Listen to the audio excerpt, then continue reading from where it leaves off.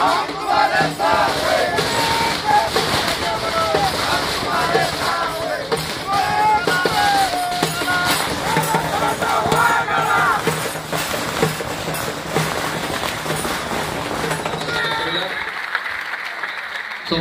सन्माननीय अविनाश भैया नाईकवाडे, सन्माननीय फारुखजी पटेल यांचंही या ठिकाणी आगमन आहे. परडे भक्त म्हणून ज्यांचं नाव या महाराष्ट्राला परिचित आहे असे महाराष्ट्र राज्याचे माजी मंत्री सन्माननीय आमदार धनंजयजी मुंडे साहेब यांचं या ठिकाणी आगमन झालेलं आहे. मी विनंती करतो महापुरुषांच्या प्रतिमांना पूजन करण्यासाठी व सर्वच महापुरुषांना अभिवादन करतो व या ठिकाणी या राज्याचे माजी मंत्री धनंजय मुंडे साहेब व या स्टेजवरती आलेले बम साहेब वसंत मुंडे साहेब, तय्यब भाई व सर्वच मान्यवरांचे या ठिकाणी स्वागत करतो व या ठिकाणी नक्कीच माझं प्रास्ताविक थोडक्यात आवडणार आहे. मुंडे साहेब नक्कीच या कार्यक्रमाला आपण आलात, वेळ काढून आपली तब्येत बरी नसताना सुद्धा आपण वेळ दिला त्याबद्दल माता समाजाच्याच वतीने नव्हे तर 18 पगड जातीच्या वतीने आपले स्वागत व आभार या ठिकाणी मानतो.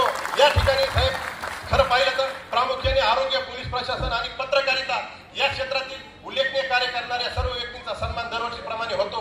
या ठिकाणी मी खूप गडबडीत प्रस्तावित करत आहे, परंतु मुंडे साहेब नक्कीच या ठिकाणी आपल्याला सांगतो की हा बीड जिल्हा स्वर्गीय गोपीनाथरावजी मुंडे साहेब यांच्या विचारधारणेवर चाललेला आहे. हा बीड जिल्हा व माता समाजासाठी ज्यांनी आयुष्य समर्पित केले असे एकनाथरावजी आव्हाड यांच्या संकल्पनेतून या ठिकाणी आम्ही काम करत आहोत. तर प्रामुख्याने जर पाहिलं तर या ठिकाणी मी लोकशाहीर अण्णाभाऊ साठे यांना भारतरत्न मिळाला पाहिजे, मुंबई विद्यापीठाला लोकशाहीर अण्णाभाऊ साठे यांचं नाव मिळालं पाहिजे व दलित समाजाला आज सुद्धा बीड जिल्ह्यामध्ये गायरान जमिनीवरती हक्कभंग आणून त्या ठिकाणी वेगवेगळ्या पद्धतीने आज साहेब त्या ठिकाणी योजना आणून त्या ठिकाणी बीड जिल्ह्यातील काही आमदार टक्केवारी घेऊन त्या गायरान हिसकावण्याचा प्रयत्न करत आहात.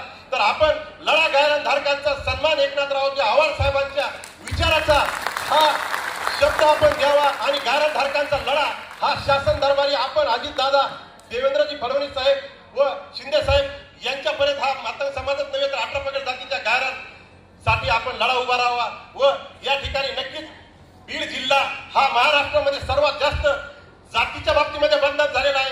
1 महिन्यामध्ये मी 144 गावं केलं साहेब, पण त्या 144 गावामध्ये जयंतीला सुद्धा वेगवेगळ्या समाजाचे, विशिष्ट समाजाचे लोक त्या ठिकाणी येत नाहीत.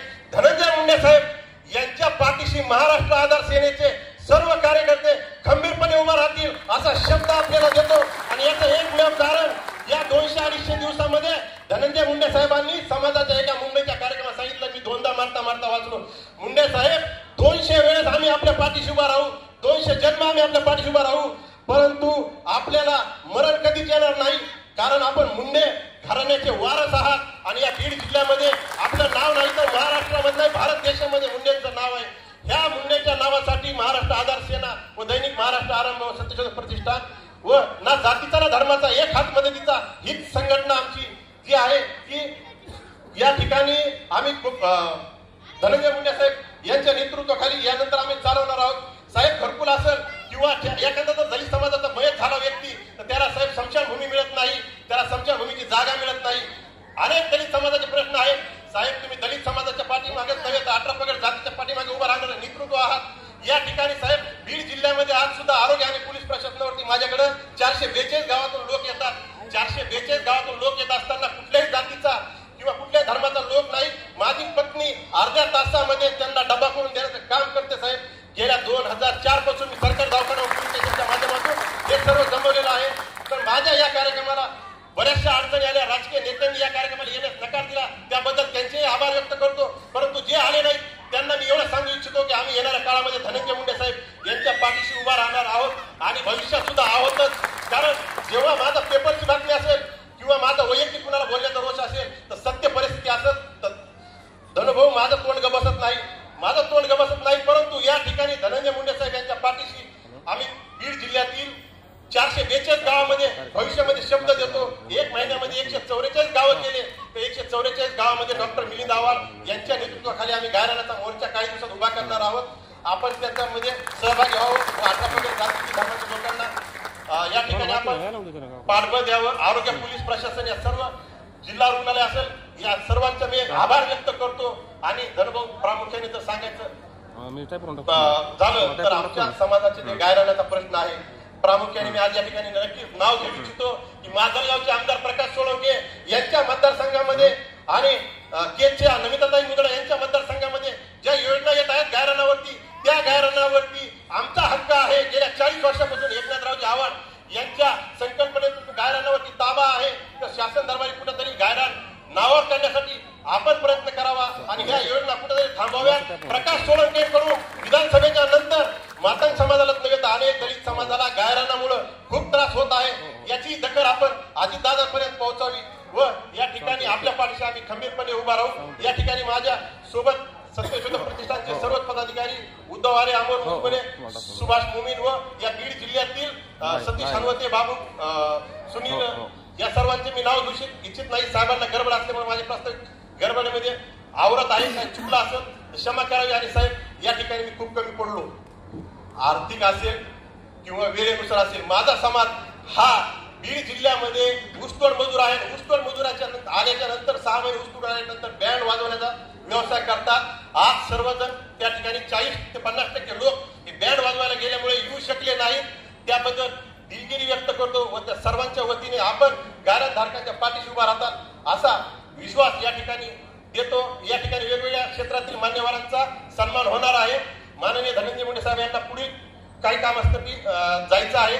त्यामुळे प्रामुख्याने तब्येतीच्या कारणास्तव ते हॉस्पिटलला जाणार आहेत. त्यामुळे आपण सर्वांनी 4-5 सत्कार झाल्यानंतर हे करावं. धन्यवाद.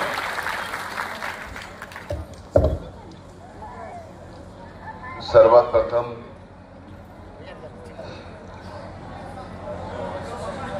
महाराष्ट्र आधार सेना मेळाव्याच्या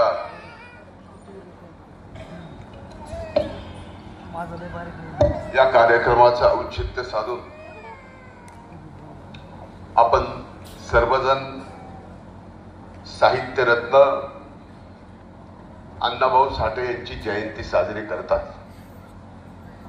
खरं तर जयंती कशी साजरी होते हे आपल्याला माहित आहे,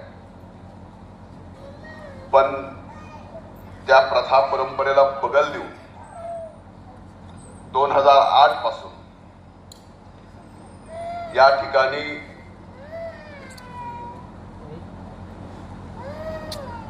थोरातजींनी आपल्या या सर्व प्रथा परंपरा बाजूला सारल्या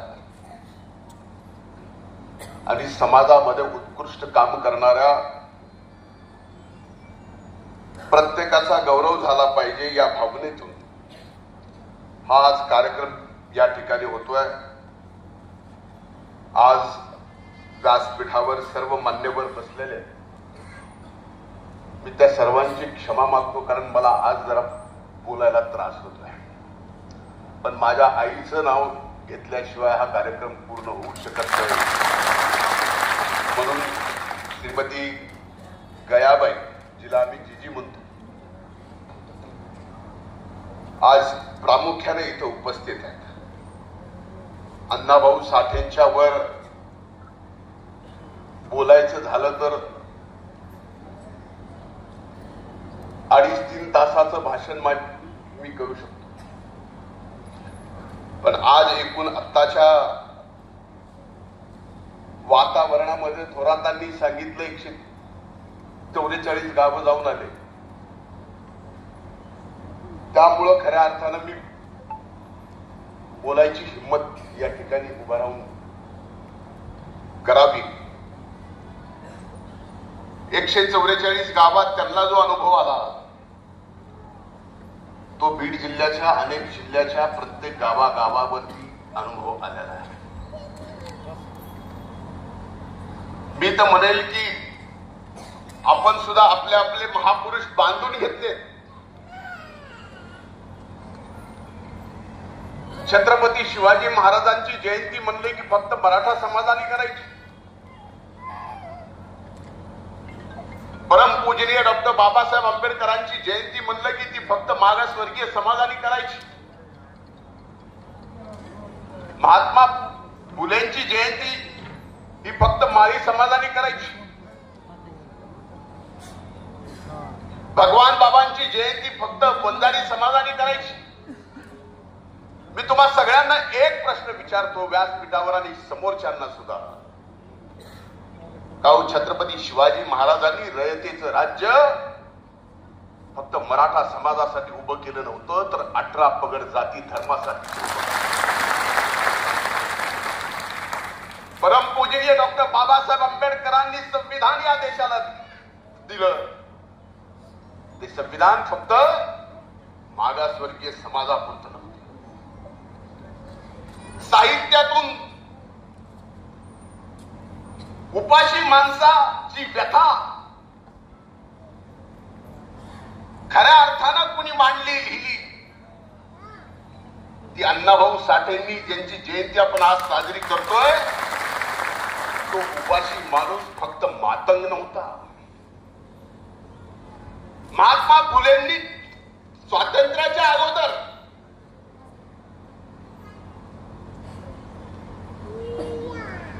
शिक्षणाची चळवळ उभी केली. त्या शिक्षणाच्या चळवळीत फक्त माळी समाज शिकला असातला भाग नाही. भगवान बाबांनी अध्यात्माची आणि शिक्षणाची सांगड घातली. त्या अध्यात्म आणि शिक्षण फक्त वंजारी समाजापुरतं नव्हतं. म्हणून माझे हात जोडून कळकळीची विनंती आहे, मधल्या काळामध्ये आपल्या जिल्ह्यातच नाही तर अनेक ठिकाणी